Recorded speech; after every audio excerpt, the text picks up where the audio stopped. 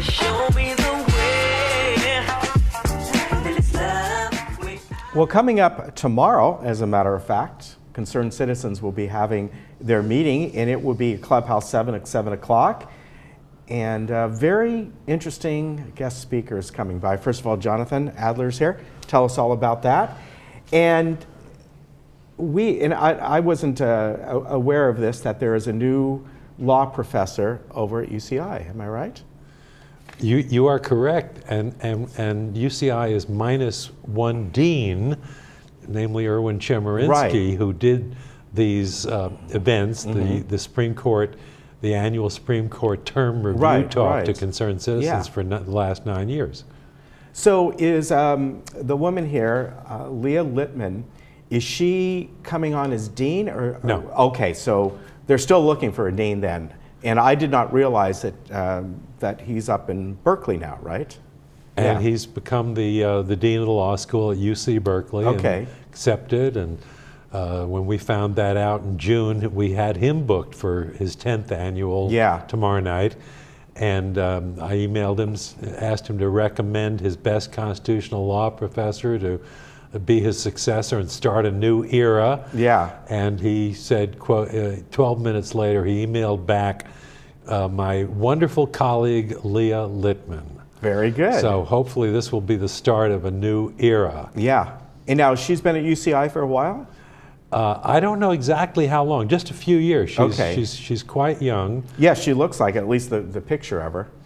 And she's a Harvard college grad, cum laude, and a Michigan Law School summa cum laude graduate for her JD degree. And she, very interestingly, she clerked not very many years ago for Justice Anthony Kennedy. Oh, wow. Who is very likely to be the swing vote in these very important cases that are coming down the pike. Now, the talk again is tomorrow, and she is going to talk about, obviously she's a constitutional law professor, but the gist of all this is I recall with Erwin, talking about maybe what has been done in the Supreme Court just recently, but also, more importantly, what's on the docket, so to speak, right? Well, usually, in fact, almost every other year, the look back at the major cases that the Supreme Court decided is the bulk of the talk. Right. And, you know, because we know the decision, we know the impact. That's right, yes. And the cases that have been granted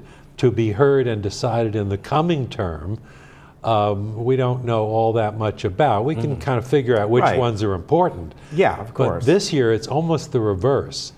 You know, up until Justice Gorsuch was confirmed by the Senate in early April, the court was split 4-4 after Justice Scalia died in February of 16. So the cases, there were not those 5-4 crucial cases. There were a handful of fairly major cases, but I'm sure she'll pick out those to talk about. But the ones that we know are coming dwarf almost any other year in terms of the Supreme Court's impact on our political system and on ordinary people's lives. Right, and this, am I right that the Supreme Court just went back in session? Or am I wrong about that? Don't they have to take some time off the end of the summer? Today is the first Monday of October, which is the start of the Supreme Court's new term. Right.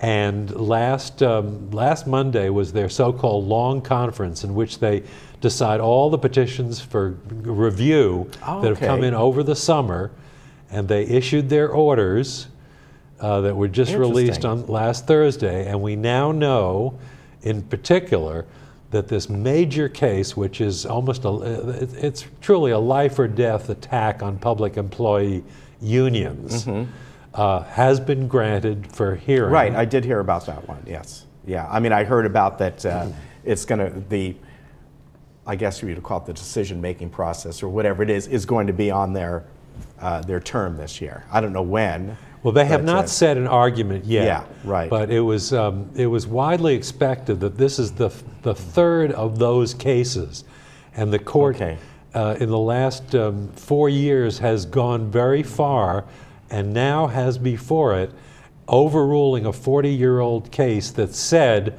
that people don't have to join public sector Right. unions, but they do have to pay what are That's called right. That's agency right. fees Right. for the union's representation in collective bargaining and a contract and processing grievances, etc. And this case attacks that Right. on the Right. basis that this is compelled association or compelled Right. speech. And Now- the effect of that would probably be to cut by a third or in half the membership of public employee unions that play a major role in the political process. Right. Now, do you, you just mentioned they're hearing arguments.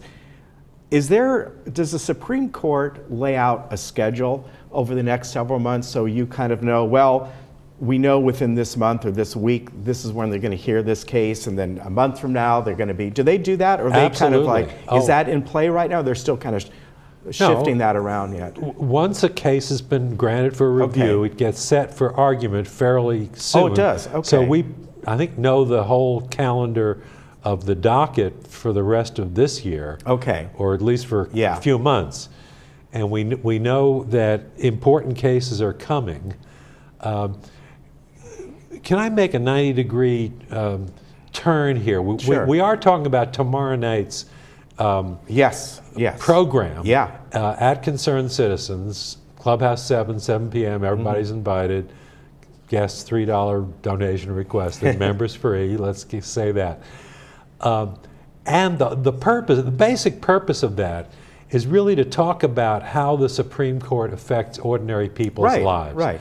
So I just heard on the radio, I listen in the background while I'm working to National Public Radio often, and our local Pasadena station, KPCC, has been announcing that starting tonight at 9 p.m. and running every day this week on a show called Radio Lab is that very issue of how the Supreme Court impacts ordinary people's lives. So that's 9 p.m. on 89.3 KPCC, and I really want to invite people to tune in to get a good understanding of how the Supreme Court impacts ordinary That should be people's really good. everyday lives. Yeah, and as I mentioned to Jonathan before we went on, if you don't get around to listening, NPR is very good at taking their individual broadcasts and making podcasts out of them. So the show's called Radio Lab.